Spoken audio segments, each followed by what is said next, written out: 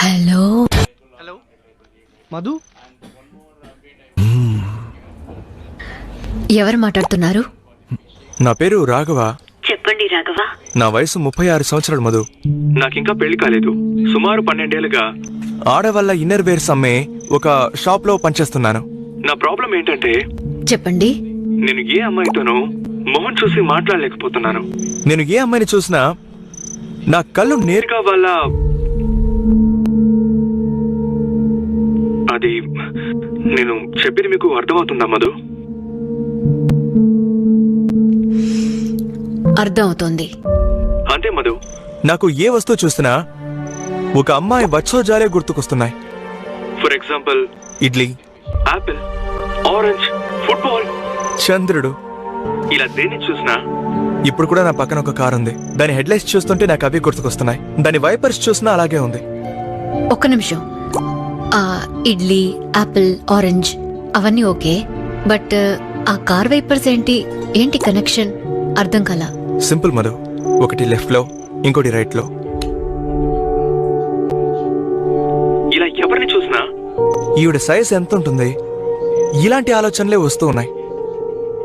మిమ్మల్ని కూడా డైరెక్ట్ గా కలుస్తుంటే మీ మొహం చూసి నేను మాట్లాడేవాడిని కాదు.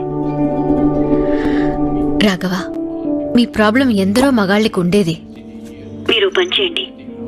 ఎప్పుడు ఎలా చూస్తున్నారో అలాగే చూడండి. ఇంకా లోతుగా చూడండి. ఏంటి మధు, నేను ఇదే ప్రాబ్లం అంటుంటే మీరు ఇలా మాట్లాడుతున్నారు? అవును, ఇంకా డీప్గా చూడండి.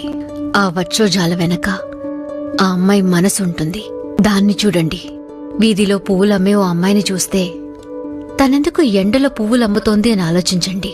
బస్సులో ఆఫీస్కి వెళ్లే అమ్మాయిని చూస్తే ఎందుకు ఉద్యోగం చేస్తోంది, తను ఉద్యోగం చేయకపోతే తన కుటుంబం ఎంత కష్టపడుతుందో అని ఆలోచించండి.